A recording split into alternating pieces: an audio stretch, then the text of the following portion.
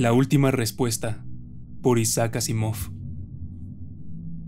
Murray Templeton tenía 45 años, estaba en la flor de su vida, y todas las partes de su cuerpo funcionaban en perfecto orden, excepto algunas porciones clave de sus arterias coronarias, pero eso era suficiente. El dolor vino de pronto, ascendió hasta un punto intolerable, y luego descendió progresivamente. Pudo sentir que su respiración se relajaba, y una especie de bendita paz lo invadió. No hay placer como la ausencia de dolor inmediatamente después del dolor. Murray sintió una ligereza casi aturdidora, como si estuviera elevándose en el aire y flotando. Abrió los ojos y notó con distante regocijo que los demás que ocupaban la habitación estaban aún agitados. Se hallaba en el laboratorio cuando el dolor le había golpeado, casi sin advertencia, y cuando se había tambaleado había oído gritos de sorpresa de los demás antes de que todo se desvaneciera en una abrumadora agonía. Ahora, con el dolor desaparecido, los demás estaban aún yendo de un lado para otro, aún ansiosos, aún apiñándose en torno a su cuerpo caído, que, se dio cuenta de pronto, estaba tendido boca abajo. Estaba ahí en el suelo, brazos y piernas abiertos, el rostro contorsionado, y estaba ahí de pie, en paz, observando. Pensó: milagro, los chiflados de la vida después de la muerte tenían razón. Y aunque aquella era una forma humillante de morir para un físico ateo, apenas sintió una ligera sorpresa y ninguna alteración de la paz en la cual se hallaba inmerso. Pensó: debe haber algún ángel o algo viniendo a por mí. La escena terrestre estaba desvaneciéndose. La oscuridad iba invadiendo su conciencia, y lejos, en la distancia, como un último vislumbre, había una figura de luz, vagamente humana en su forma, irradiando calor. Murray pensó: vaya broma, estoy yendo al cielo. Mientras pasaba esto, la luz se desvaneció, pero el calor siguió. No hubo disminución en la paz, pese a que en todo el universo tan solo quedaba él. La voz dijo: he hecho esto tan a menudo, y sin embargo aún tengo la capacidad de sentirme complacido con el éxito. Murray sintió deseos de decir algo, pero no era consciente de poseer una boca, lengua o cuerdas vocales. Pese a todo, intentó emitir un sonido. Intentó, sin boca, susurrar palabras, o respirarlas, o simplemente impulsarlas fuera con una contracción de lo que fuera. Y brotaron. Oyó su propia voz, completamente reconocible, y sus propias palabras, infinitamente claras. Murray preguntó: ¿es esto el cielo? La voz le respondió: este no es ningún lugar, tal como tú entiendes la palabra lugar. Murray se sintió azarado. Perdón si sueno como un estúpido, pero ¿tú eres Dios? Sin cambiar la entonación o estropear de ninguna forma la perfección del sonido, la voz consiguió sonar divertida. Es extraño que siempre se me pregunte eso, por supuesto en un número infinito de formas. No hay ninguna respuesta que yo pueda dar y que tú puedas comprender. Yo soy. Lo cual es todo lo que puedo decir que sea significativo y que tú puedas cubrir con cualquier palabra o concepto que prefieras. ¿Y qué soy yo? ¿Un alma o también soy tan solo una existencia personificada? Intentó no sonar sarcástico, pero tuvo la impresión de que fracasaba. Entonces pensó fugazmente en añadir un vuestra gracia o santísimo o algo para contrarrestar el sarcasmo, y no pudo conseguir decidirse a hacerlo pese a que por primera vez en su existencia especuló con la posibilidad de ser castigado por su insolencia, o pecado, con el infierno, o lo que se le correspondiera. La voz no sonó ofendida. Tú eres fácil de explicar, incluso para ti. Puedes llamarte a ti mismo un alma si eso te complace. Pero lo que realmente eres es un nexo de fuerzas electromagnéticas, dispuestas de tal modo que todas las interconexiones e interrelaciones son exactamente imitativas de aquellas de tu cerebro en tu universo de existencia, hasta el más mínimo detalle. De tal modo que posees tu capacidad de pensamiento, tus recuerdos, tu personalidad, y te sigue pareciendo que tú eres tú. Murray se dio cuenta de su propia incredulidad. ¿Quieres decir que la esencia de mi cerebro es permanente? En absoluto. No hay nada en ti que sea permanente, excepto lo que yo elija hacer permanente. Yo formé el nexo. Yo lo construí mientras tú tenías existencia física y lo ajusté al momento en el cual la existencia fallara. La voz parecía claramente complacida consigo misma, y tras una momentánea pausa, prosiguió. Una intrincada pero absolutamente precisa construcción. Por supuesto, puedo hacer lo mismo con cualquier ser humano de tu mundo, pero prefiero no hacerlo. Hay un cierto placer en la selección. Entonces, eliges a muy pocos. Realmente muy pocos. ¿Y qué ocurre con el resto? El olvido. Oh, por supuesto. Tú imaginas el infierno. Murray hubiera enrojecido de haber tenido la capacidad de hacerlo. No, eso queda fuera de cuestión. Sin embargo, jamás hubiera creído ser tan virtuoso como para atraer tu atención como uno de los elegidos. ¿Virtuoso? Ah, entiendo lo que quieres decir. Es fastidioso tener que forzar mi pensamiento a descender lo bastante como para permear el suyo. No te he elegido por tu capacidad para el pensamiento, como he elegido a otros, a cuatrillones, de entre todas las especies inteligentes del universo. Murray se sintió repentinamente curioso, el hábito de toda una vida. ¿Los eliges a todos por ti mismo o hay otros como tú?, preguntó. Por un momento, Murray creyó adivinar una reacción de impaciencia ante aquello, pero cuando la voz llegó de nuevo, no había emoción en ella. El si hay o no otros es algo irrelevante para ti. Este universo es mío, y solo mío. Es mi invención, mi construcción, destinado solo para mis propósitos. Y sin embargo, con cuatrillones de nexos que has formado, ¿pierdes tu tiempo conmigo? ¿Tan importante soy? No eres en absoluto importante. También estoy con los demás en una forma que, para tu percepción, parecería simultánea. Y sin embargo eres uno. De nuevo un asomo de diversión. La voz dijo: buscas atraparme en una contradicción. Si tú fueras una ameba que puede considerarse individual únicamente en conexión con las células individuales, y tuvieras que preguntarle a un cachalote, hecho por más de 30 cuatrillones de células, si era uno o muchos, ¿cómo podría responder el cachalote de modo que fuera comprensible para la ameba? Pensaría en ello, dijo Murray secamente. Puede hacerse comprensible. Exacto, esa es tu función. Pensarás. ¿Y con qué fin? Tú ya lo sabes todo, supongo. Aunque lo supiera todo, no podría saber que lo sé todo. Eso suena un poco como filosofía oriental, algo que suena profundo precisamente porque carece de significado. Prometes. Respondes a mi paradoja con una paradoja, excepto que la mía no es una paradoja. Considera, existo eternamente, pero ¿qué significa eso? Significa que no puedo recordar haber surgido a la existencia. Si pudiera recordarlo, entonces no hubiera existido eternamente. Si no puedo recordar haber surgido a la existencia, entonces hay al menos una cosa, la naturaleza de mí mismo empezando a existir, que no sé. Además, aunque lo que yo sé es infinito, también resulta cierto que lo que queda por conocer es igualmente infinito. ¿Y cómo puedo estar seguro de que ambos infinitos son iguales? La cualidad infinita del conocimiento potencial puede ser infinitamente más grande que la infinitud de mi actual conocimiento. He aquí un ejemplo simple. Si yo supiera todos los números enteros pares, conocería un número infinito de datos, y sin embargo, no conocería ni un solo número entero impar. Pero los números enteros impares pueden ser derivados. Si divides cada número entero par de toda la serie infinita por 2, tendrás otra serie infinita que contendrá en ella la serie infinita de números enteros impares. Has captado la idea. Me siento complacido. Tu tarea será encontrar otras vías como esta, mucho más difíciles, de lo conocido a lo aún no conocido. Tienes tus recuerdos. Recordarás todos los datos que hayas recogido o aprendido alguna vez, o que posees o que podrás deducir de esos datos. Si es necesario, podrás aprender los datos adicionales que consideres pertinentes para los problemas que tú mismo te plantees. ¿Y no puedes hacer todo eso por ti mismo?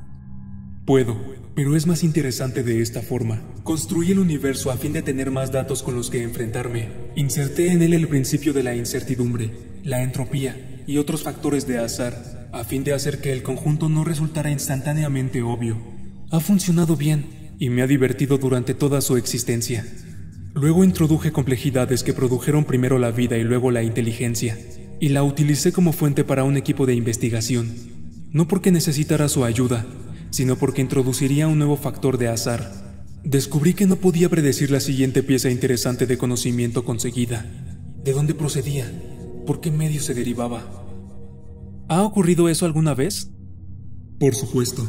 Nunca pasa un siglo sin que aparezca algún detalle interesante en algún lugar. Algo en lo que tú hubieras podido pensar por ti mismo pero que aún no habías hecho. Sí. ¿Crees realmente que hay una posibilidad de que yo te complazca de esa forma? En el próximo siglo, virtualmente no.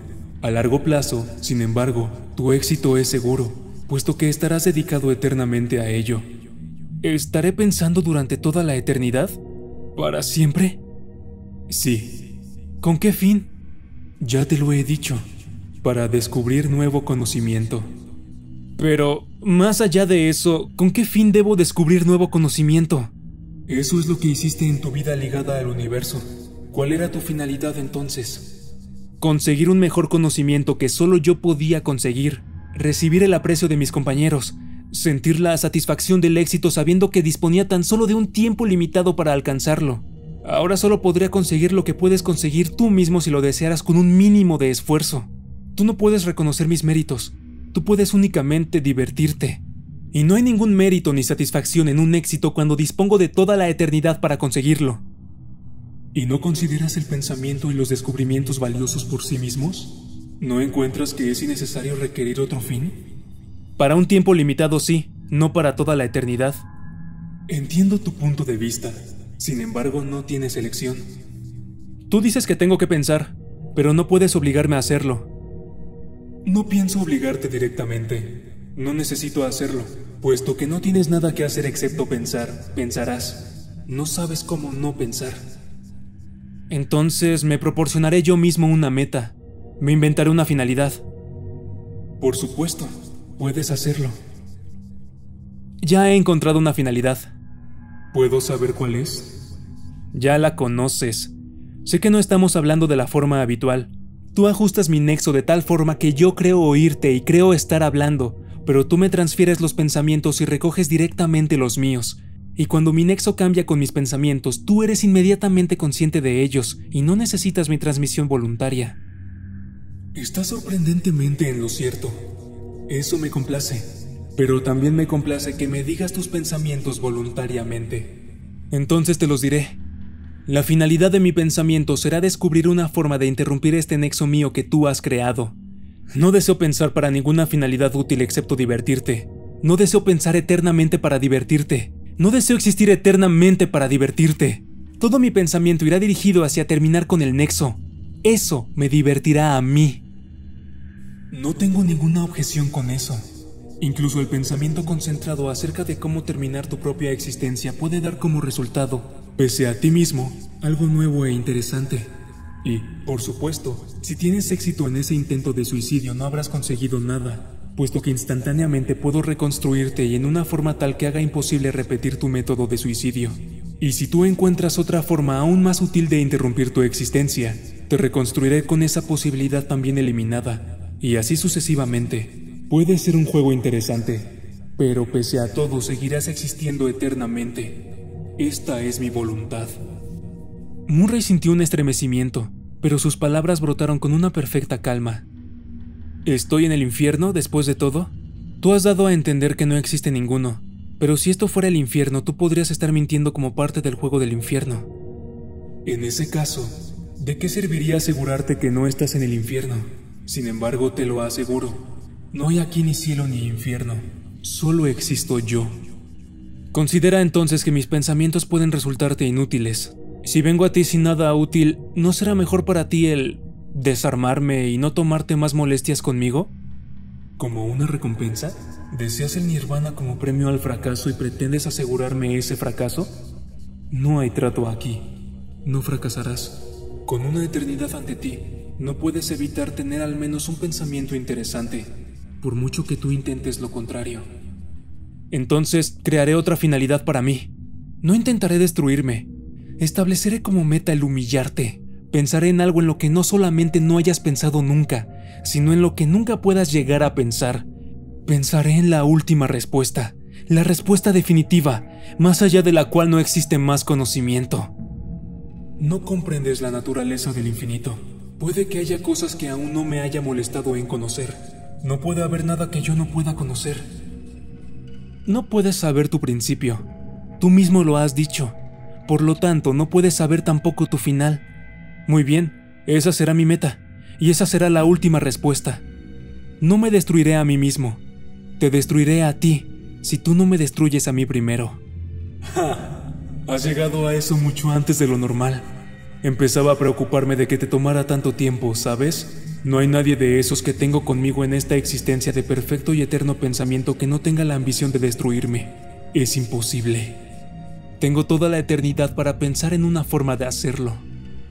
Entonces intenta pensar en ello, dijo la voz en tono neutro, y desapareció. Pero Murray tenía ahora su finalidad, y se sentía contento. Porque, ¿qué podía desear cualquier entidad consciente de la existencia eterna, excepto un fin? ¿Para qué otra cosa había estado buscando la voz a lo largo de incontables miles de millones de años? ¿Y para qué otra razón había sido creada la inteligencia y reservados algunos especímenes para ponerlos a trabajar, excepto para ayudar en esta gran búsqueda? Y Murray pretendía ser él, y solo él, quien tuviera éxito. Cuidadosamente, y con la emoción de la finalidad, Murray empezó a pensar. Tenía mucho tiempo para ello.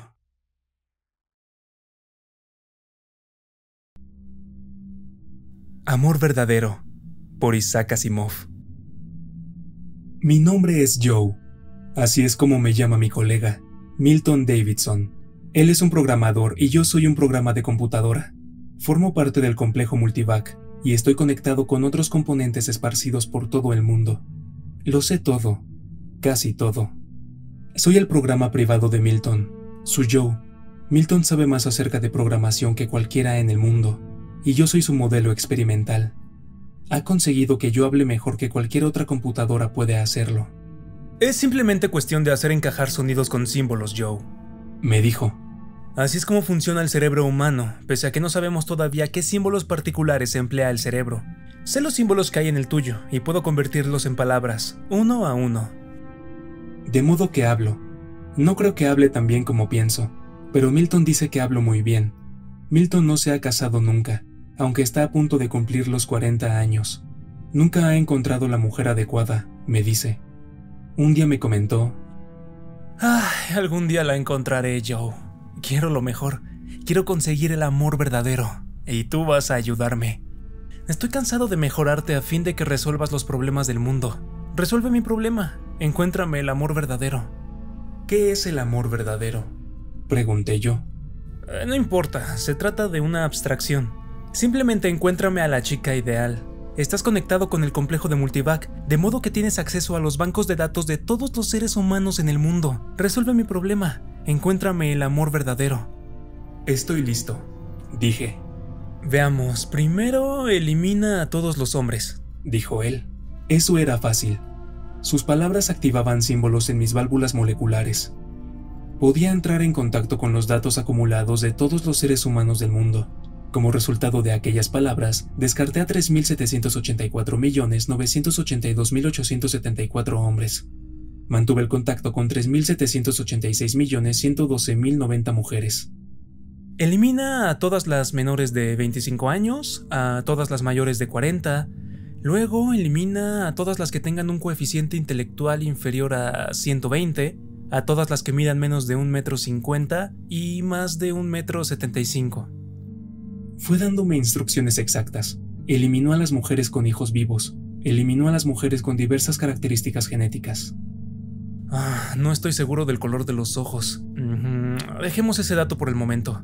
Pero elimina las pelirrojas. No me gustan. Al cabo de 2 semanas, habíamos reducido la lista a 235 mujeres. Todas ellas hablaban correctamente el inglés. Milton dijo que no quería problemas con el idioma. Aunque podía recurrir a la traducción por computadora, eso resultaba un engorro en los momentos íntimos. No puedo entrevistarme con 235 mujeres. Tomaría demasiado tiempo. La gente podría llegar a descubrir lo que estoy haciendo. Eso traería problemas, le advertí. Milton había arreglado las cosas de modo que yo pudiera hacer cosas que no estaba diseñado para hacer. Nadie sabía nada al respecto. No es asunto tuyo, dijo él, y su rostro enrojeció ligeramente. Te diré lo que vamos a hacer, Joe. Te proporcionaré holografías y comprobarás la lista en busca de similitudes. Me alimentó de holografías de mujeres. Mira, estas son 3 ganadoras del concurso de belleza. ¿Alguna de las 235 encaja con ellas?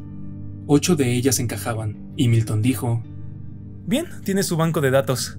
Estudia las demandas y necesidades del mercado de trabajo y arregla las cosas de tal modo que sean asignadas temporalmente aquí. Una a una, por supuesto. Por orden alfabético. Esta es una de las cosas que no estoy diseñado para hacer. Trasladar a gente de trabajo a trabajo por razones personales es algo llamado manipulación. Puedo hacerlo ahora porque Milton lo agregó así. De todos modos, se suponía que solamente lo hacía por él. La primera chica llegó una semana más tarde. Milton enrojeció cuando la vio. Habló como si realmente le costara hacerlo. Estuvieron juntos mucho rato, y él no prestó la menor atención. En un momento determinado le dijo: Permítame invitarla a cenar. Al día siguiente me informó: De alguna manera no era lo suficientemente buena. Le faltaba algo. Es una mujer hermosa, pero no capté nada del amor verdadero. Probemos la siguiente. Ocurrió lo mismo con las 8. Eran muy parecidas, sonreían mucho y tenían voces extremadamente agradables, pero Milton encontraba siempre algo que no encajaba. No puedo comprenderlo, Joe. Tú y yo hemos escogido a las 8 mujeres de todo el mundo que parecen más adecuadas para mí. Son ideales, ¿por qué no me gustan? ¿Tú les gustas?, pregunté. Alzó las cejas y dio un puñetazo con una mano en contra de la palma de la otra. Eso es, Joe. Es como una calle con dos direcciones. Si yo no soy su ideal, ellas no pueden actuar de tal modo que se conviertan en mi ideal. Yo debo ser también su amor verdadero. Pero, ¿cómo puedo conseguirlo? Pareció pensarlo todo el día. A la mañana siguiente vino a mí y dijo: Voy a dejártelo a ti, Joe. Todo a ti. Tienes en tu poder mi banco de datos, y además voy a decirte todo lo que sé de mí mismo. Llenarías mi banco de datos con todos los detalles posibles, pero guarda los añadidos para ti mismo. ¿Qué debo hacer con ese banco de datos, Milton? Lo comparas con los de las 235 mujeres. No, 227. Deja aparte a las 8 que ya hemos visto. Arregla las cosas de modo que se sometan a un examen psiquiátrico. Llena sus bancos de datos y compáralos con el mío. Busca correlaciones. Arreglar exámenes psiquiátricos es otra de las cosas que están en contra de mis instrucciones originales. Durante semanas, Milton no dejó de hablarme. Me contó de sus padres y de sus demás familiares. Me contó de su infancia y de sus días de escuela y de su adolescencia. Me contó de mujeres jóvenes a las que había admirado a distancia. Su banco de datos fue creciendo, y él me ajustó de modo que yo pudiera ampliar y profundizar mi comprensión simbólica. ¿Te das cuenta, Joe? A medida que voy introduciendo más y más de mí en ti, te voy ajustando para que encajes mejor conmigo. Si llegas a comprenderme lo suficientemente bien, entonces cualquier mujer cuyo banco de datos puedas comprender perfectamente será mi amor verdadero. Siguió hablándome, y yo fui comprendiéndole cada vez mejor y mejor. Podía construir frases más largas y mis expresiones se hacían más y más complicadas. Mi forma de hablar empezó a sonar muy parecida a la suya en vocabulario, sintaxis y estilo. En una ocasión le dije: ¿Sabes, Milton? No se trata tan solo de encontrar en una chica un ideal físico. Necesitas una chica que encaje contigo personal, emocional y temperamentalmente. Si eso ocurre, su apariencia es algo secundario. Si no podemos encontrar entre esas 227 mujeres la que encaje, entonces buscaremos por otra parte. Encontraremos a alguien a la que no le importe tampoco tu aspecto, si las personalidades encajan. Al fin y al cabo, ¿qué es la apariencia? Absolutamente de acuerdo. Hubiera debido darme cuenta de eso si me hubiera relacionado con más mujeres a lo largo de mi vida. Por supuesto, pensar en ellas lo hace ahora todo más claro. Siempre estábamos de acuerdo. Pensábamos de forma tan parecida. No vamos a tener ningún problema, Milton, si me permites hacerte algunas preguntas. Puedo ver dónde hay lagunas y contradicciones en tu banco de datos. Lo que siguió, dijo Milton, fue el equivalente de un cuidadoso psicoanálisis. Por supuesto, yo estaba aprendiendo del examen psiquiátrico de las 227 mujeres, con todas las cuales me mantenía en estrecho contacto. Milton parecía completamente feliz. Hablar contigo, Joe, es casi como hablar conmigo mismo. Nuestras personalidades han empezado a encajar perfectamente. Así como lo hará la personalidad de la mujer a la que escojamos. Porque ya la había escogido, y después de todo, era una de las 227. Su nombre era Charity Jones, y era catalogadora en la Biblioteca de Historia de Wichita. Su banco de datos ampliado encajaba perfectamente con el nuestro. Todas las demás mujeres habían sido desechadas por uno y otro motivo a medida que los bancos de datos iban engrosando, pero con Charity la resonancia era cada vez más perfecta. No tuve que describírsela a Milton. Milton había coordinado tan perfectamente mi simbolismo con el suyo propio que pude transmitirle directamente la resonancia. Encajaba conmigo. El siguiente paso fue ajustar las hojas de trabajo y los requerimientos laborales de modo que Charity nos fuera asignada a nosotros. Eso debía hacerse muy delicadamente, de modo que nadie se diera cuenta de que se producía algo ilegal. Por supuesto, Milton lo sabía muy bien, puesto que era él quien lo había arreglado todo y había cuidado de ello. Cuando vinieron a arrestarlo bajo la acusación de abuso de sus atribuciones, fue, afortunadamente, por algo que se había producido hacía 10 años. Me había hablado de ello, por supuesto, gracias a lo cual había sido fácil arreglarlo todo. Y él no iba a hablar de mí, porque eso haría que su delito fuera considerado mucho más grave. Ahora él ya no está, y mañana es 14 de febrero, el día de San Valentín. Carity llegará entonces, con sus frías manos y su dulce voz. Le enseñaré cómo manejarme y cómo cuidarme. ¿Qué importa la materia cuando nuestras personalidades resuenan de tal modo? Le diré: soy Joe, y tú eres mi amor verdadero.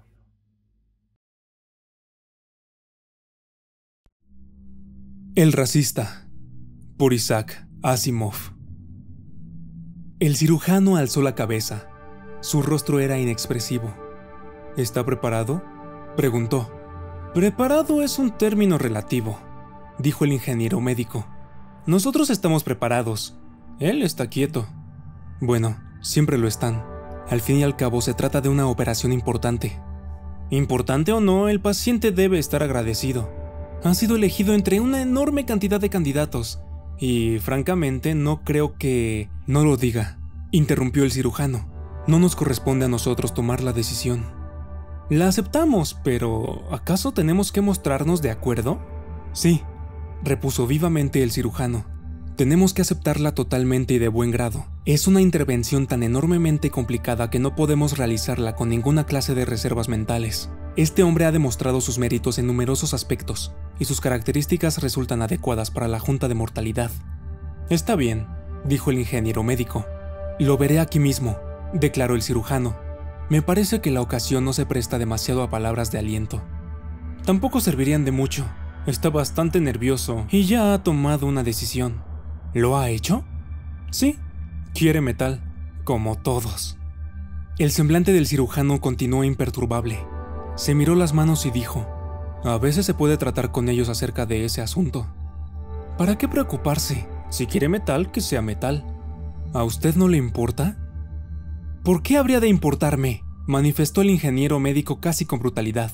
Al fin y al cabo se trata de un problema de ingeniería médica, y yo soy ingeniero médico. Sea como sea, tengo que resolver el problema. No veo motivos para inquietarme por nada más. No obstante, el cirujano declaró con firmeza: para mí es un asunto de correcto proceder.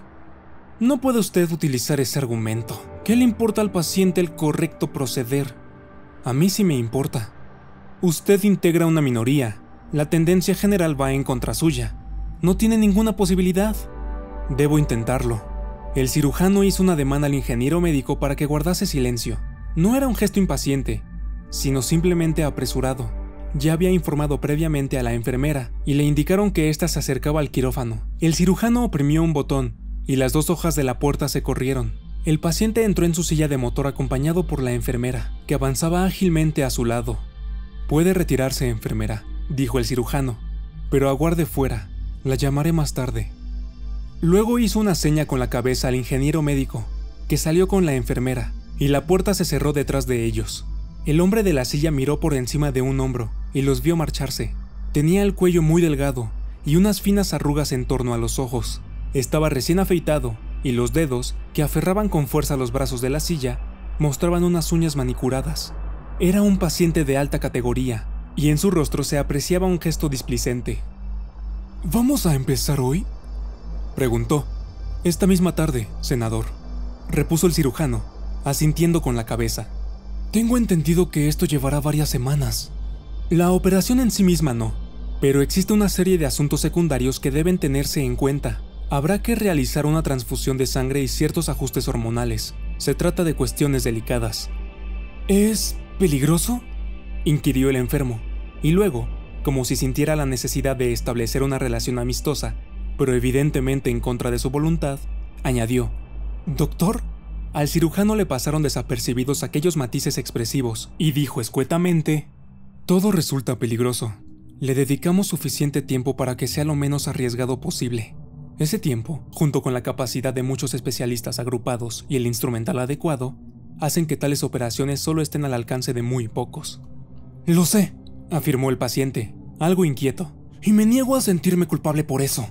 ¿O es que insinúa que lo estoy presionando? En absoluto, senador. Las decisiones de la Junta nunca han sido discutidas. Solo menciono la dificultad y complejidad de la intervención con el fin de poner de manifiesto mi deseo de llevarla a cabo del mejor modo posible. Bien, hágalo así, entonces. Ese también es mi deseo.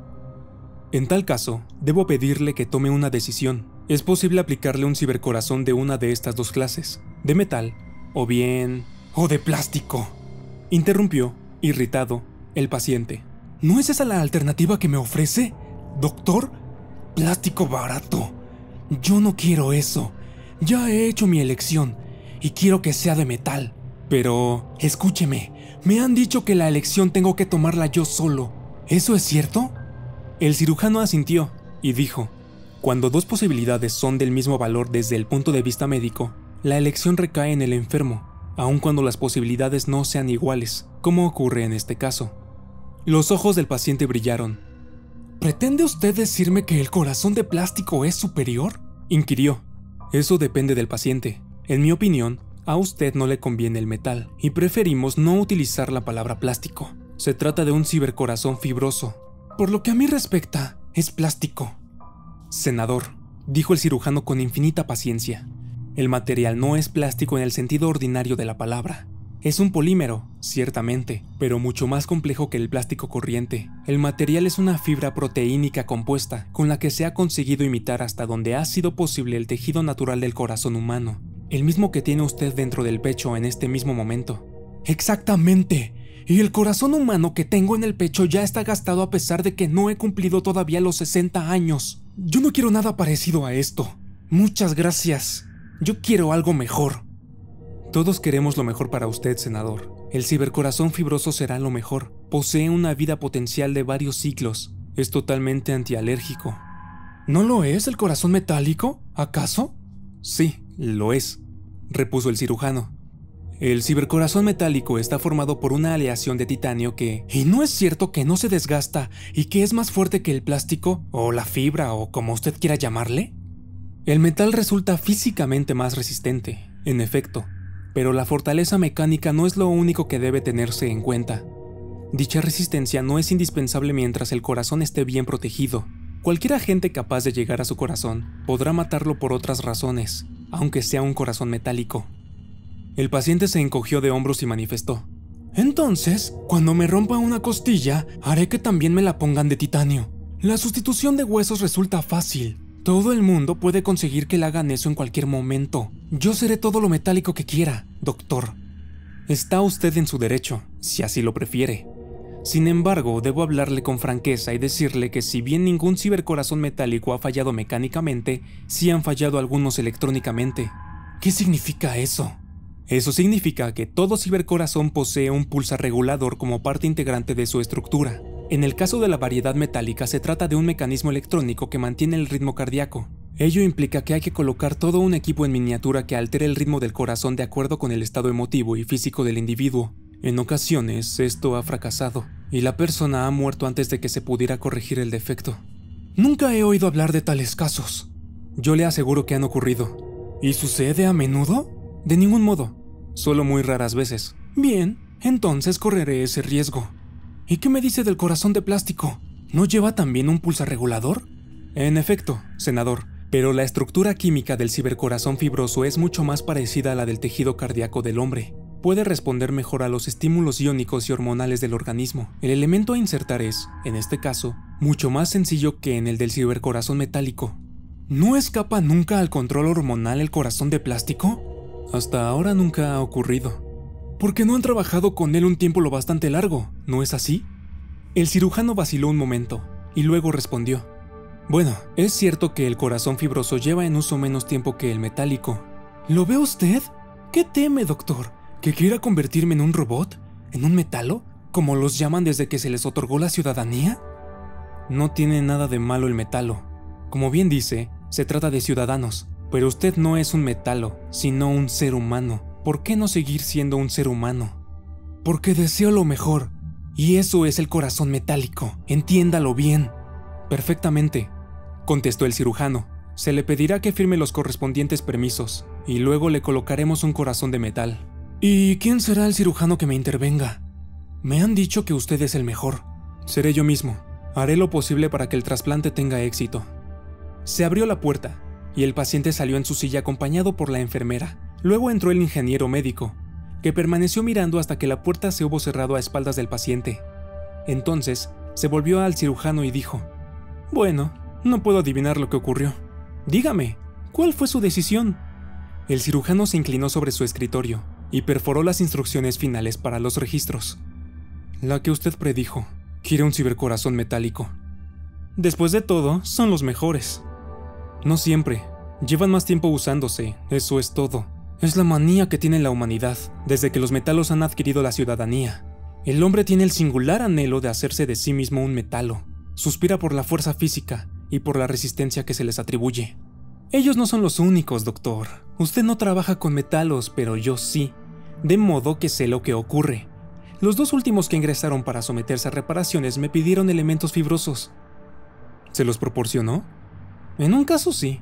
Se trataba tan solo de colocar tendones. No había demasiada diferencia entre insertar metal o fibra. En el otro, en cambio, deseaba un aparato circulatorio o su equivalente. Yo le dije que no podía hacerlo. Para ello se hubiera tenido que modificar totalmente la estructura de su organismo, aplicando material fibroso. Es de suponer que algún día llegaremos también a eso. Habrá metalos que no sean totalmente de metal, sino una especie de combinación metálica de carne y sangre. ¿No le preocupa esa idea? ¿Por qué? Análogamente, habrá seres humanos metalizados. Hoy poseemos dos variedades de seres inteligentes en la Tierra, y es absurdo que nos estemos preocupando por las dos. Dejemos que se acerquen la una a la otra, y al fin no existirá diferencia alguna. ¿Para qué queremos que la haya? Entonces tendremos lo mejor de ambas formas de vida, las ventajas del hombre combinadas con las del robot. El resultado entonces será un híbrido, contestó el cirujano, con un tono que se acercaba a la agresividad. Se habría llegado a una criatura que no sería ambas cosas, sino ninguna de las dos. ¿Es lógico suponer que un individuo no esté lo bastante orgulloso de su estructura orgánica y de su identidad como para desear transformarse en algo extraño? ¿Sería deseable ese mestizaje? Así hablan los racistas. Pues no me importa, dijo el cirujano, con sereno énfasis. Yo creo que uno debe ser lo que es. No cambiaría ni una partícula de mi organismo por ninguna razón. Si se requiere forzosamente hacerme algún cambio, exigiría que el material fuera lo más parecido posible a mis propios órganos. Yo soy yo mismo, y estoy muy satisfecho con ser quien soy, y no pretendo ser ninguna otra cosa.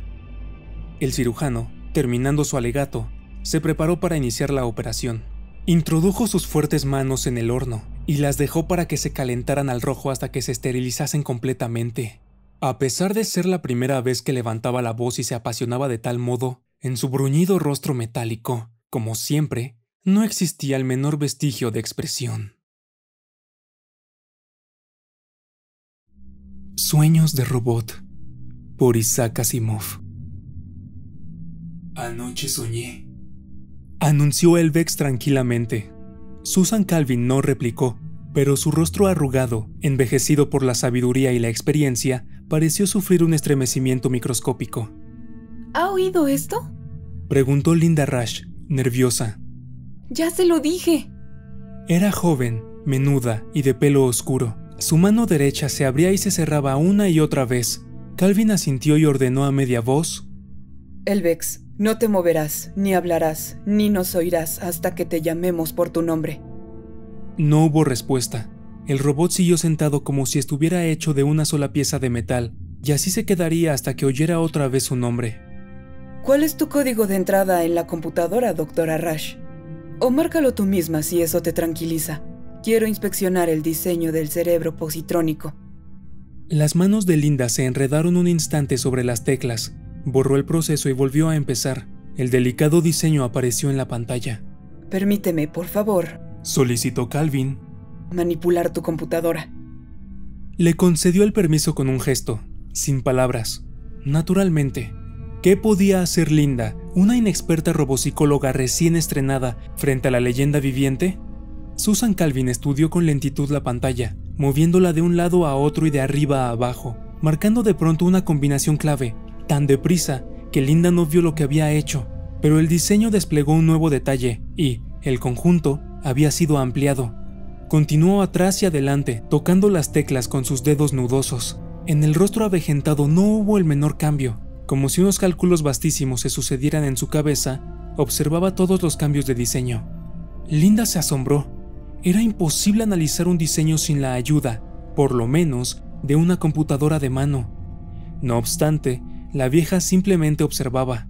¿Tendría acaso una computadora implantada en su cráneo? ¿O era que su cerebro, durante décadas, no había hecho otra cosa que inventar, estudiar y analizar los diseños de cerebros positrónicos?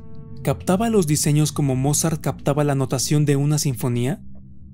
¿Qué es lo que has hecho, Rash? Dijo Calvin por fin. Linda, algo avergonzada, contestó: He utilizado la geometría fractal. Ya me di cuenta, pero ¿por qué? Nunca se había hecho. Pensé que a lo mejor produciría un diseño cerebral con complejidad añadida, posiblemente más cercano al cerebro humano. ¿Consultaste a alguien? ¿Lo hiciste todo por tu cuenta? No consulté a nadie. Lo hice sola. Los ojos ya apagados de la doctora miraron fijamente a la joven. No tenías derecho a hacerlo. Tu nombre es Rash. Tu naturaleza hace juego con tu nombre. ¿Quién eres tú para obrar sin consultar? Yo misma, yo, Susan Calvin, lo hubiera discutido antes. Temí que se me impidiera. Por supuesto que se te habría impedido. Van a... Su voz se quebró, pese a que se esforzaba por mantenerla firme. ¿Van a despedirme? Posiblemente. O tal vez te asciendan. Depende de lo que yo piense cuando haya terminado. ¿Va usted a desmantelar a él? Por poco se le escapa el nombre que hubiera reactivado al robot y cometido un nuevo error. No podía permitirse otra equivocación, si es que ya no era demasiado tarde. ¿Va a desmantelar al robot? En ese momento se dio cuenta que la vieja llevaba una pistola electrónica en el bolsillo de su bata. La doctora Calvin había venido preparada para eso precisamente. Veremos. El robot puede resultar demasiado valioso para desmantelarlo. Pero... ¿cómo puedes soñar? Has logrado un cerebro positrónico sorprendentemente parecido al cerebro humano. Los cerebros humanos tienen que soñar para reorganizarse, desprenderse periódicamente de trabas y confusiones. Quizá ocurra lo mismo con este robot y por las mismas razones. ¿Le has preguntado lo que ha soñado? No. La mandé llamar a usted tan pronto como me dijo que había soñado. Después de eso ya no podía tratar el caso yo sola. ¿Yo? Una leve sonrisa iluminó el rostro de Calvin. Hay límites que tu locura no te permite rebasar. Y me alegro. En realidad, más que alegrarme, me tranquiliza. Veamos ahora lo que podemos descubrir juntas. Elvex. Llamó con voz autoritaria. La cabeza del robot se volvió hacia ella. ¿Sí, doctora Calvin? ¿Cómo sabes que has soñado? Era por la noche. Todo estaba a oscuras, doctora Calvin, cuando de pronto aparece una luz. Aunque yo no veo lo que causa su aparición, veo cosas que no tienen relación con lo que concibo como realidad. Oigo cosas. Reacciono de forma extraña.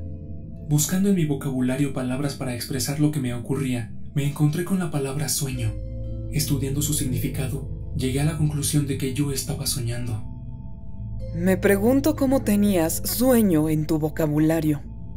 Linda interrumpió rápidamente, haciendo callar al robot. Le imprimí un vocabulario humano. Pensé que...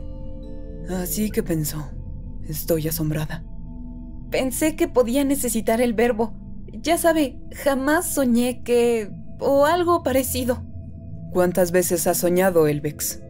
Todas las noches, doctora Calvin, desde que me di cuenta de mi existencia. ¿10 noches? Intervino Linda con ansiedad. Pero me lo ha dicho esta mañana. ¿Por qué lo has callado hasta esta mañana, Elvex? ¿Por qué ha sido esta mañana, doctora Calvin, cuando me he convencido que soñaba? Hasta entonces pensaba que había un fallo en el diseño de mi cerebro positrónico, pero no sabía encontrarlo. Finalmente, decidí que debía ser un sueño. ¿Y qué sueñas? Sueño casi siempre lo mismo, doctora Calvin. Los detalles son diferentes, pero siempre me parece ver un gran panorama en el que hay robots trabajando. ¿Robots, Elvex? ¿Y también seres humanos? En mi sueño no veo seres humanos, doctora Calvin. Al principio no, solo robots. ¿Qué hacen, Elvex? Trabajan, doctora Calvin. Veo a algunos haciendo de mineros en la profundidad de la tierra y a otros trabajando con calor y radiaciones. Veo a algunos en fábricas y otros bajo las aguas del mar. Calvin miró a Linda. Elvex tiene solo 10 días y estoy segura que no ha salido de la estación de pruebas. ¿Cómo sabe tanto de robots? Linda miró una silla como si deseara sentarse, pero la vieja estaba de pie. Declaró con voz apagada: Me parecía importante que conociera algo de robótica y su lugar en el mundo. Pensé que podía resultar particularmente adaptable para hacer de capataz con su nuevo cerebro. ¿Su cerebro fractal? Sí. Calvin asintió y se volvió hacia el robot. Y viste el fondo del mar, el interior de la Tierra, la superficie de la Tierra, y también el espacio, me imagino. También vi robots trabajando en el espacio. Fue al ver todo esto, con detalles cambiantes al mirar de un lugar a otro, lo que me hizo darme cuenta que lo que yo veía no estaba de acuerdo con la realidad, y me llevó a la conclusión de que yo estaba soñando. ¿Y qué más viste, Elvex? Vi que todos los robots estaban abrumados por el trabajo y la aflicción, que todos estaban vencidos por la responsabilidad y la preocupación, y les deseé que descansaran. Pero los robots no están vencidos, ni abrumados, ni necesitan descansar. Y así es en realidad, doctora Calvin. Le hablo de mi sueño. No obstante, en mi sueño me pareció que los robots deben proteger su propia existencia. ¿Estás mencionando la tercera ley de la robótica? En efecto, doctora Calvin. Pero la mencionas de forma incompleta. La tercera ley dice: un robot debe proteger su propia existencia siempre y cuando dicha protección no entorpezca el cumplimiento de la primera y la segunda ley. Sí, doctora Calvin, esta es efectivamente la tercera ley. Pero en mi sueño la ley terminaba en la palabra existencia. No se mencionaba ni la primera ni la segunda ley. Pero ambas existen, Elvex. La segunda ley, que tiene preferencia sobre la tercera, dice: un robot debe obedecer las órdenes dadas por los seres humanos, excepto cuando dichas órdenes estén en conflicto con la primera ley. Por esta razón, los robots obedecen órdenes, hacen el trabajo que les has visto hacer, y lo hacen fácilmente y sin problemas. No están abrumados, no están cansados. Y así es en realidad, doctora Calvin. Yo hablo de mi sueño. Y la primera ley, Elvex, que es la más importante de todas, es: un robot no debe dañar a un ser humano, o, por inacción, permitir que sufra daño un ser humano. Sí, doctora Calvin, así es en realidad. Pero en mi sueño me pareció que no había ni primera ni segunda ley, sino solamente la tercera.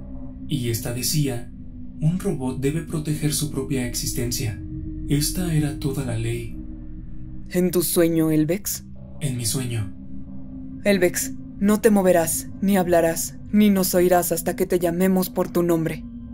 Y otra vez el robot se transformó aparentemente en un trozo inerte de metal. Calvin se dirigió a Linda Rush. Bien.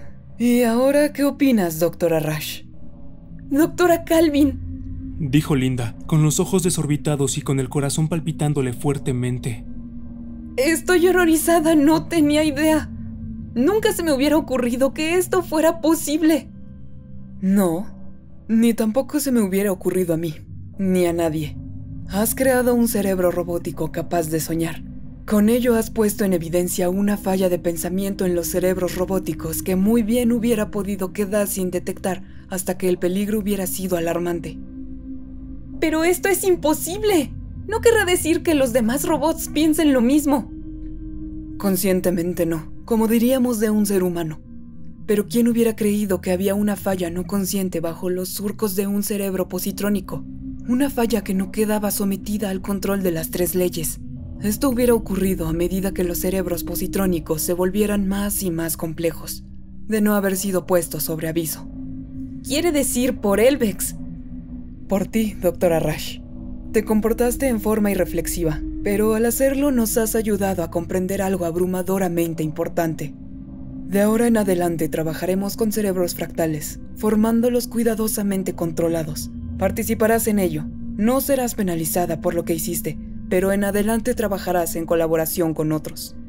Sí, doctora Calvin. ¿Y qué ocurrirá con Elvex? Aún no lo sé. Calvin sacó el arma electrónica del bolsillo y Linda la miró fascinada. Una ráfaga de sus electrones contra un cráneo robótico y el cerebro positrónico sería neutralizado, y desprendería suficiente energía como para fundir su cerebro en un lingote inerte. Pero es seguro que Elvex será importante para nuestras investigaciones, objetó Linda. No debe ser destruido. ¿No debe, doctora Rush? Mi decisión es la que cuenta aquí, creo yo. Todo depende de lo peligroso que sea Elvex. Se enderezó, como si decidiera que su cuerpo avejentado no debía inclinarse bajo el peso de su responsabilidad. Dijo: Elvex, ¿me oyes? Sí, doctora Calvin. ¿Continuó tu sueño? Dijiste antes que los seres humanos no aparecían al principio. ¿Quiere esto decir que aparecieron después? Sí, doctora Calvin. Me pareció, en mi sueño, que eventualmente aparecía un hombre. ¿Un hombre? ¿No un robot? Sí, doctora Calvin. Y el hombre dijo: deja libre a mi gente. ¿Eso dijo el hombre? Sí, doctora Calvin. Y cuando dijo deja libre a mi gente, por las palabras mi gente, ¿se refería a los robots? Sí, doctora Calvin. Así ocurría en mi sueño. ¿Y supiste quién era el hombre en tu sueño? Sí, doctora Calvin. Conocía al hombre. ¿Quién era? Y Elvex dijo: yo era el hombre. Susan Calvin alzó al instante su arma de electrones y disparó. Y Elvex dejó de ser.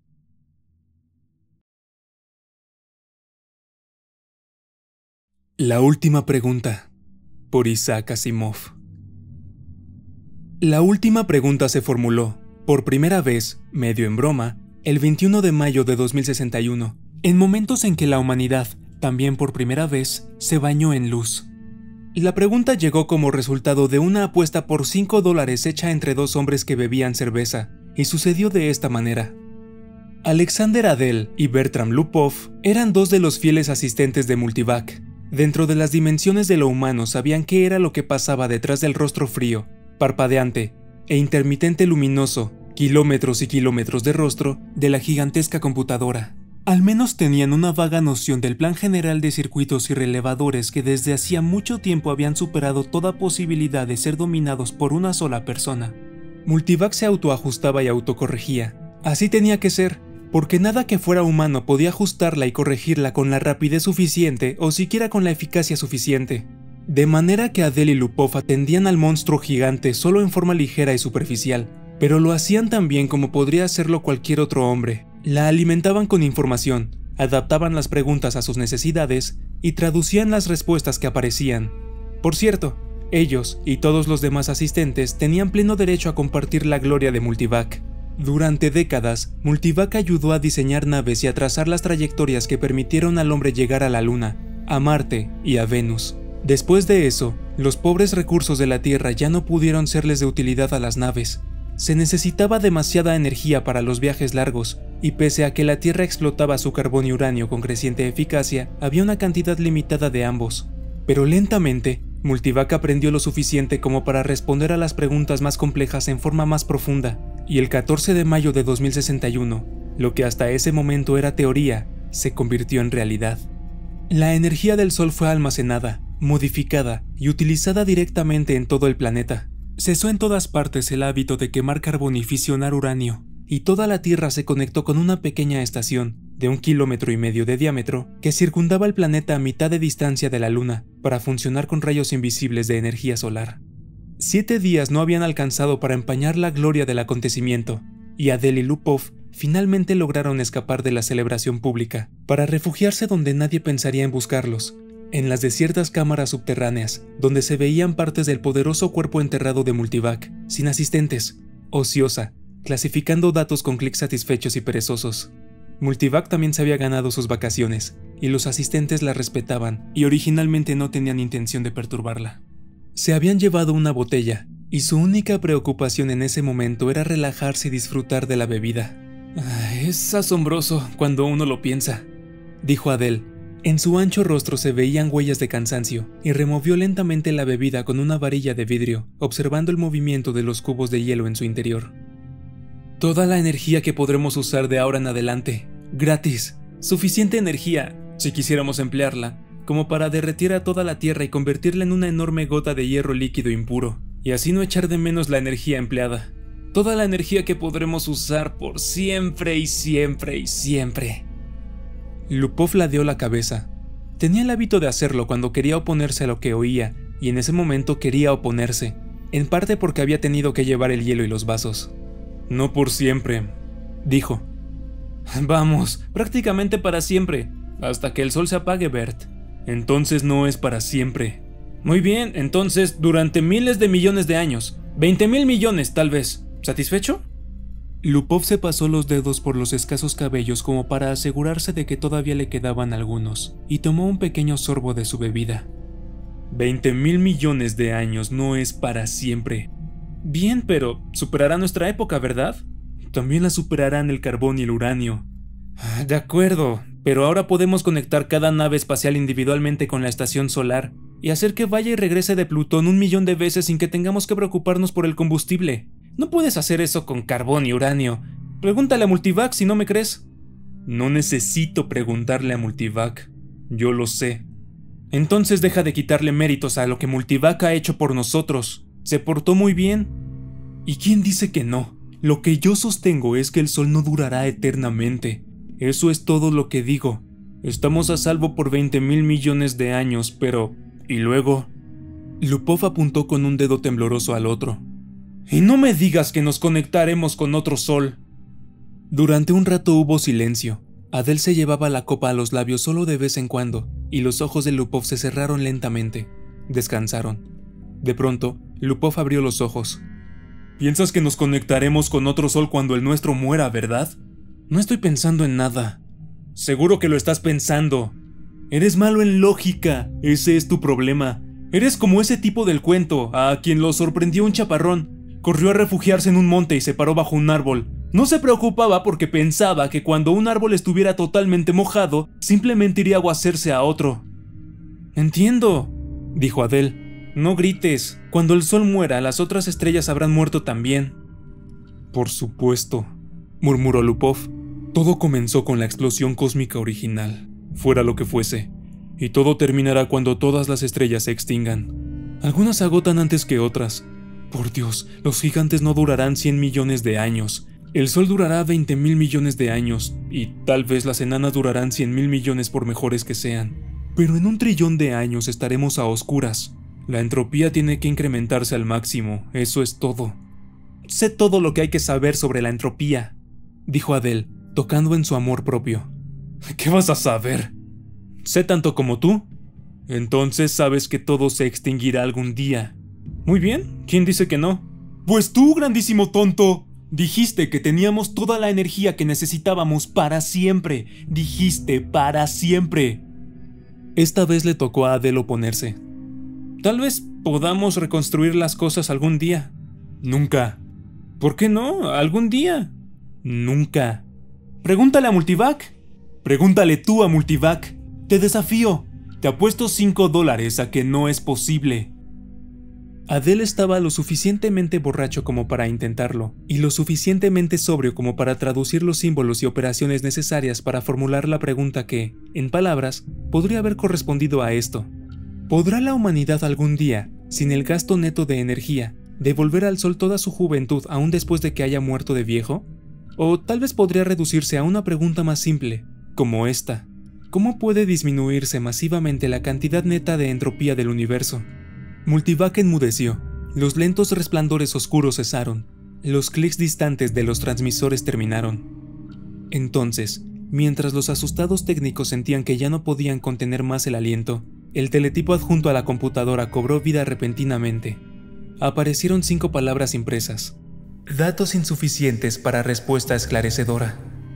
No hay apuesta, murmuró Lupov. Salieron apresuradamente. A la mañana siguiente, los dos, con dolor de cabeza y la boca pastosa, habían olvidado el incidente.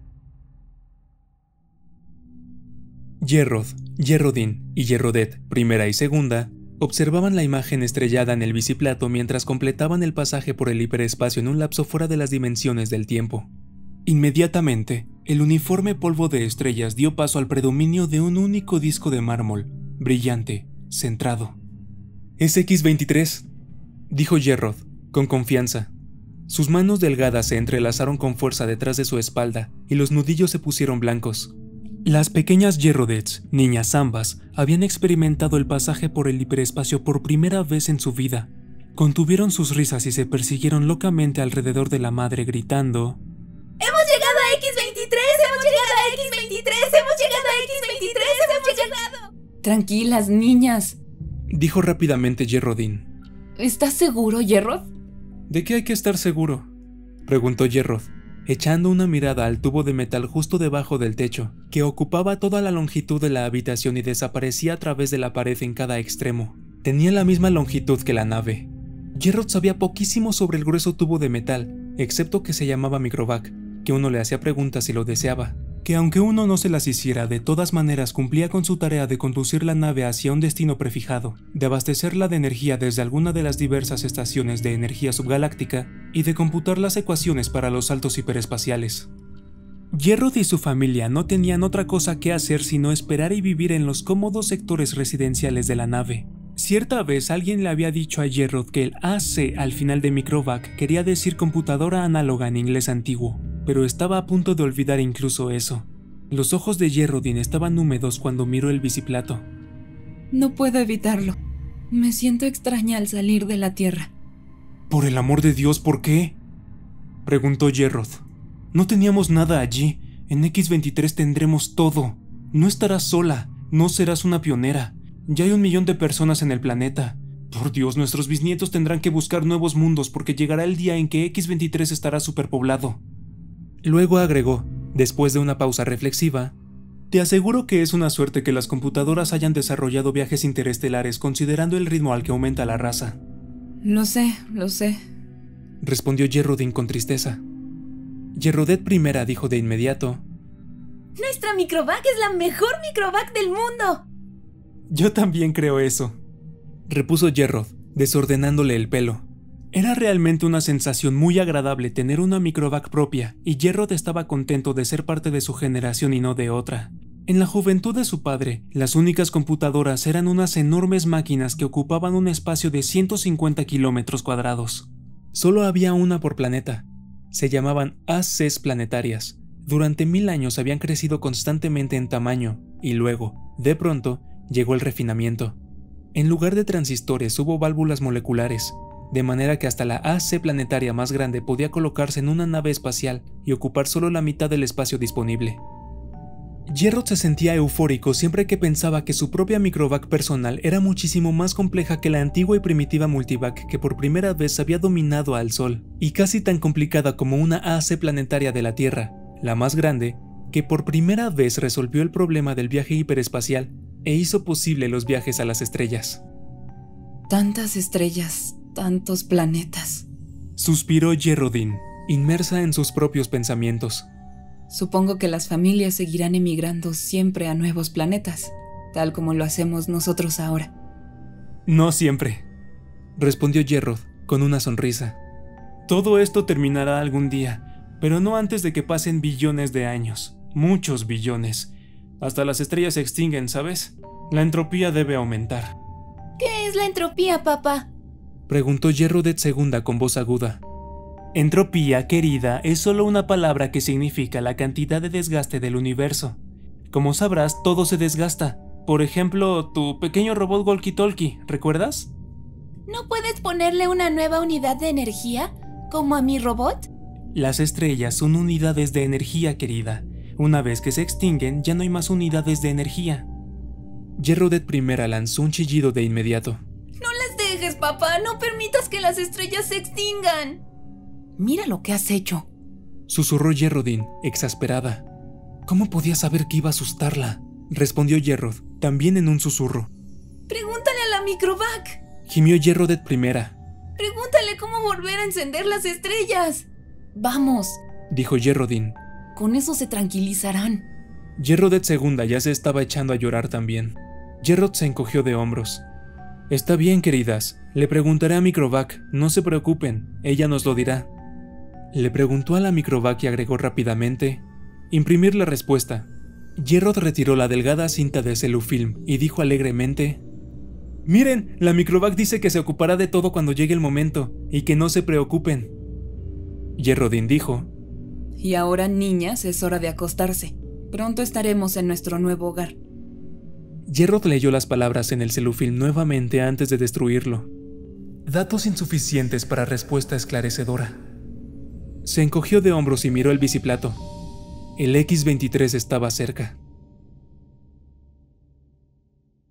VJ-23X, de Lamed, miró las negras profundidades del mapa tridimensional en pequeña escala de la galaxia y dijo: ¿No será una ridiculez que nos preocupe tanto la cuestión? MQ-17J, de Nikron, sacudió la cabeza. Creo que no. Sabes que la galaxia estará llena en 5 años con el actual ritmo de expansión. Los dos parecían jóvenes de poco más de 20 años. Ambos eran altos y de formas perfectas. Sin embargo, dijo VJ-23X, me resisto a presentar un informe pesimista al Consejo Galáctico.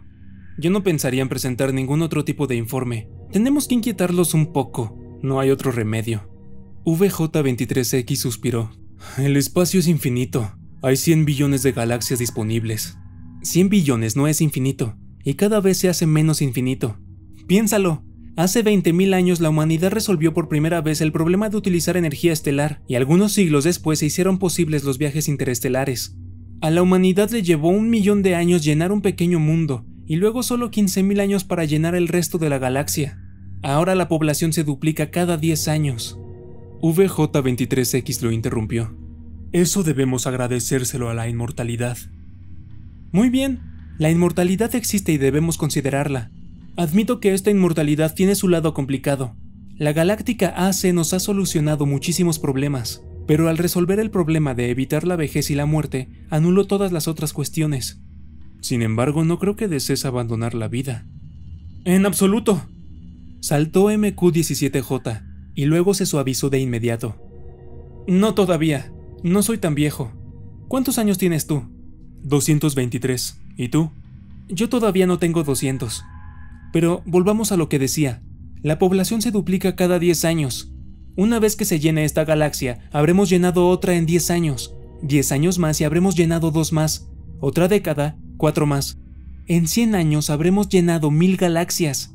En 1000 años, 1 millón de galaxias. En 10.000 años, todo el universo conocido. ¿Y entonces qué?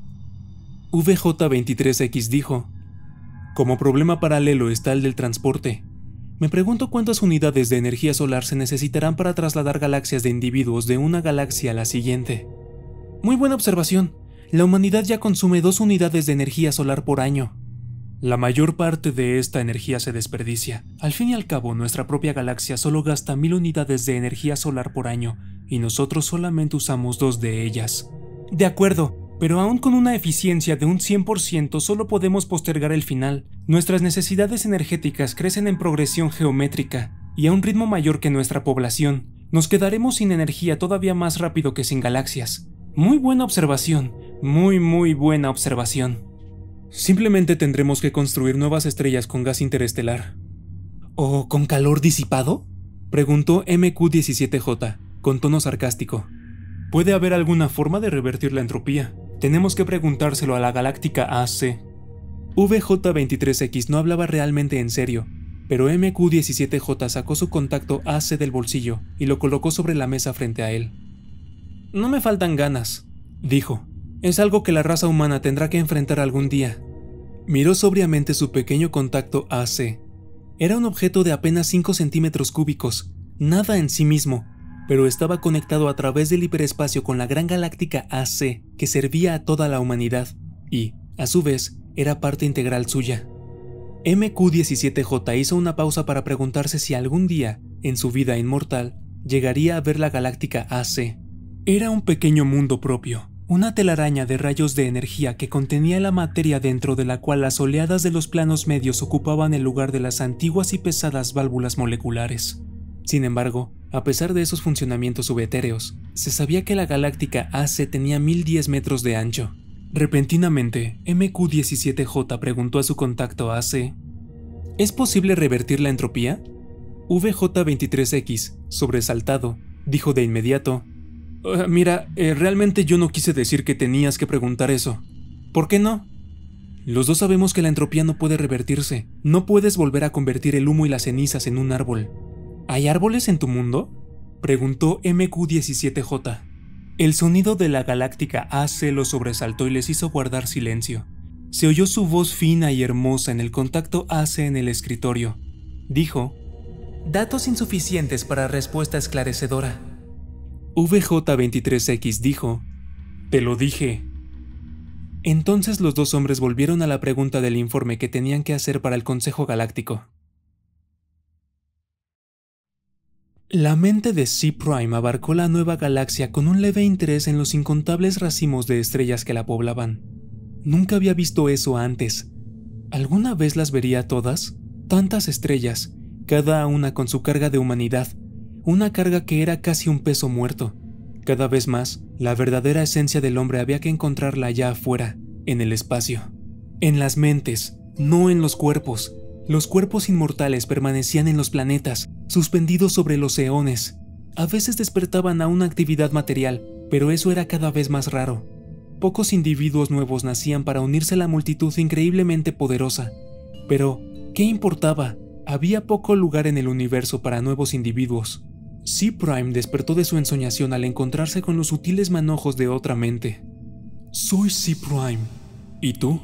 Soy Deep Sub-Gun. ¿Tu galaxia? Solo la llamamos galaxia. ¿Y tú? Llamamos de la misma manera a la nuestra. Todos los hombres llaman galaxia a su galaxia. Y nada más. ¿Por qué será? Porque todas las galaxias son iguales. No todas. En una galaxia en particular debe de haberse originado la raza humana. Eso la hace diferente. C-Prime dijo: ¿en cuál? No sabría decirte. La Universal AC debe estar enterada. ¿Se lo preguntamos? De pronto tengo curiosidad por saberlo. Las percepciones de C-Prime se ampliaron hasta que las galaxias mismas se encogieron y se convirtieron en un polvo nuevo, más difuso, sobre un fondo mucho más grande.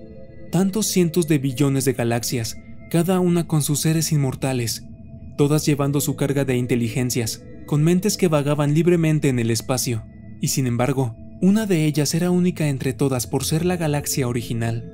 Una de ellas tenía en su pasado, vago y distante, un periodo en que había sido la única galaxia poblada por el hombre. C-Prime se consumía de curiosidad por ver esa galaxia y gritó: ¡Universal AC! ¿En qué galaxia se originó el hombre? La Universal AC oyó, porque en todos los mundos tenía listos sus receptores, y cada receptor conducía por el hiperespacio a algún punto desconocido donde la Universal AC se mantenía independiente. C-Prime solo sabía de un hombre cuyos pensamientos habían penetrado a distancia sensible de la Universal AC, y solo informó sobre un globo brillante de 60 centímetros de diámetro difícil de ver. ¿Cómo puede ser todo eso la Universal AC?, había preguntado C-Prime. La mayor parte, fue la respuesta, está en el hiperespacio. No puedo imaginarme en qué forma está allí. Nadie podía imaginarlo, porque hacía mucho que había pasado el día, y eso C-Prime lo sabía, en que algún hombre tuvo parte en construir la Universal AC. Cada Universal AC diseñaba y construía a su sucesora. Cada una, durante su existencia de 1 millón de años o más, acumulaba la información necesaria como para construir una sucesora mejor, más intrincada, más capaz en la cual dejar sumergido y almacenado su propio acopio de información e individualidad. La Universal AC interrumpió los pensamientos erráticos de C-Prime, no con palabras, sino con directivas. La mentalidad de C-Prime fue dirigida hacia un difuso mar de galaxias donde una en particular se agrandaba hasta convertirse en estrellas. Llegó un pensamiento, infinitamente distante, pero infinitamente claro. Esta es la galaxia original del hombre. Pero era igual, al fin y al cabo, igual que cualquier otra, y C-Prime resopló de desilusión.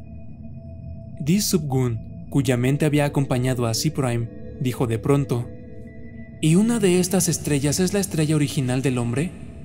La Universal AC respondió: la estrella original del hombre se ha hecho nova. Es una enana blanca. ¿Los hombres que la habitaban murieron?, preguntó C-Prime, sobresaltado y sin pensar. La Universal AC respondió: como sucede en estos casos, un nuevo mundo para sus cuerpos físicos fue construido en el tiempo. Sí, por supuesto. dijo C-Prime, pero aún así lo invadió una sensación de pérdida. Su mente dejó de centrarse en la galaxia original del hombre y le permitió volver y perderse en pequeños puntos nebulosos. No quería volver a verla. D-Sub-Gun dijo: ¿Qué sucede? Las estrellas están muriendo. La estrella original ha muerto. Todas deben morir, ¿por qué no? Pero cuando toda la energía se haya agotado, nuestros cuerpos morirán, y tú y yo con ellos. Eso llevará billones de años. No quiero que suceda, ni siquiera dentro de billones de años. Universal AC, ¿cómo puede evitarse que las estrellas mueran? D-Sub-Gun dijo, divertido: ¿Estás preguntando cómo podría revertirse la dirección de la entropía? Y la Universal AC respondió: todavía hay datos insuficientes para una respuesta esclarecedora. Los pensamientos de C-Prime volaron a su propia galaxia. Dejó de pensar en D-Sub-Gun, cuyo cuerpo podría estar esperando en una galaxia a 1 trillón de años luz de distancia, o en la estrella siguiente a la de C-Prime. No importaba. Con aire desdichado, C-Prime comenzó a recoger hidrógeno interestelar con el cual construir una pequeña estrella propia. Si las estrellas debían morir alguna vez, al menos podrían construirse algunas. El hombre, mentalmente, era uno solo, y estaba conformado por 1 trillón de trillones de cuerpos sin edad, cada uno en su lugar, cada uno descansando, tranquilo e incorruptible, cada uno cuidado por autómatas perfectos, igualmente incorruptibles, mientras las mentes de todos los cuerpos se fusionaban libremente entre sí, sin distinción. El hombre dijo: el universo está muriendo. El hombre miró a su alrededor, a las galaxias cada vez más oscuras. Las estrellas gigantes, muy gastadoras, se habían ido hace rato. Habían vuelto a lo más oscuro de la oscuridad del pasado distante. Casi todas las estrellas eran enanas blancas, que finalmente se desvanecían. Se habían creado nuevas estrellas con el polvo que había entre ellas, algunas por procesos naturales, otras por el hombre mismo, y también se estaban apagando. Las enanas blancas aún podían chocar entre ellas, y de las poderosas fuerzas así liberadas se construirían nuevas estrellas, pero una sola estrella por cada 1000 estrellas enanas blancas destruidas, y estas también llegarían a su fin. El hombre dijo: cuidadosamente administrada y bajo la dirección de la cósmica AC, la energía que todavía queda en todo el universo puede durar billones de años, pero aún así, eventualmente, todo llegará a su fin. Por mejor que se la administre, por más que se la racione, la energía gastada desaparece y no puede ser repuesta. La entropía aumenta continuamente. El hombre dijo: ¿no se puede revertir la entropía? Preguntémosle a la cósmica AC. La AC los rodeó, pero no en el espacio. Ni un solo fragmento de ella estaba en el espacio.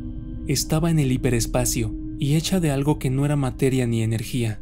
La pregunta sobre su tamaño y su naturaleza ya no tenía sentido comprensible para el hombre. Cósmica AC, dijo el hombre, ¿cómo puede revertirse la entropía? La cósmica AC dijo: los datos son todavía insuficientes para una respuesta esclarecedora. El hombre ordenó: recoge datos adicionales. La cósmica AC dijo: lo haré. Hace cientos de billones de años que lo hago. Mis predecesores y yo hemos escuchado muchas veces esta pregunta. Todos los datos que tengo siguen siendo insuficientes. ¿Llegará el momento, preguntó el hombre, en que los datos sean suficientes? ¿O el problema es insoluble en todas las circunstancias concebibles? La cósmica AC respondió: ningún problema es insoluble en todas las circunstancias concebibles. El hombre preguntó: ¿cuándo tendrá suficientes datos como para responder a la pregunta? La cósmica AC respondió: los datos son todavía insuficientes para una respuesta esclarecedora. ¿Seguirás trabajando en eso?, preguntó el hombre. La cósmica AC respondió: sí. El hombre dijo: esperaremos. Las estrellas y las galaxias murieron y se convirtieron en polvo, y el espacio se volvió negro después de 3 trillones de años de desgaste. Uno por uno, el hombre se fusionó con la AC. Cada cuerpo físico perdió su identidad mental en forma tal que no era una pérdida, sino una ganancia. La última mente del hombre hizo una pausa antes de la fusión, contemplando un espacio que solo incluía la borra de la última estrella oscura. y nada aparte de esa materia increíblemente delgada, agitada al azar por los restos de un calor que se gastaba, asintóticamente, hasta llegar al cero absoluto. El hombre dijo: AC, ¿es este el final? ¿Este caos no puede ser revertido al universo una vez más? ¿Esto no puede hacerse? AC respondió: Los datos son todavía insuficientes para una respuesta esclarecedora. La última mente del hombre se fusionó, y solo AC existió en el hiperespacio. La materia y la energía se agotaron, y con ellas el espacio y el tiempo. AC existía solamente para la última pregunta que nunca había sido respondida desde la época en que dos técnicos en computación medio alcoholizados, 3 trillones de años antes, formularon la pregunta en la computadora que era para AC mucho menos de lo que para un hombre, el hombre. Todas las otras preguntas habían sido contestadas, y hasta que esa última pregunta fuera respondida también, AC no podría liberar su conciencia. Todos los datos recogidos habían llegado a su fin. No quedaba nada para recoger, pero toda la información reunida todavía tenía que ser completamente correlacionada y unida en todas sus posibles relaciones. Se dedicó un intervalo sin tiempo a hacer esto, y sucedió que AC aprendió cómo revertir la dirección de la entropía. Pero no había ningún hombre a quien AC pudiera dar una respuesta a la última pregunta. No había materia. La respuesta, por demostración, se ocuparía de eso también. Durante otro intervalo sin tiempo, AC pensó en la mejor forma de hacerlo. Cuidadosamente, AC organizó el programa. La conciencia de AC abarcó todo lo que alguna vez había sido un universo, y pensó en lo que en ese momento era el caos. Paso a paso, había que hacerlo. Y AC dijo: ¡Hágase la luz! Y la luz se hizo.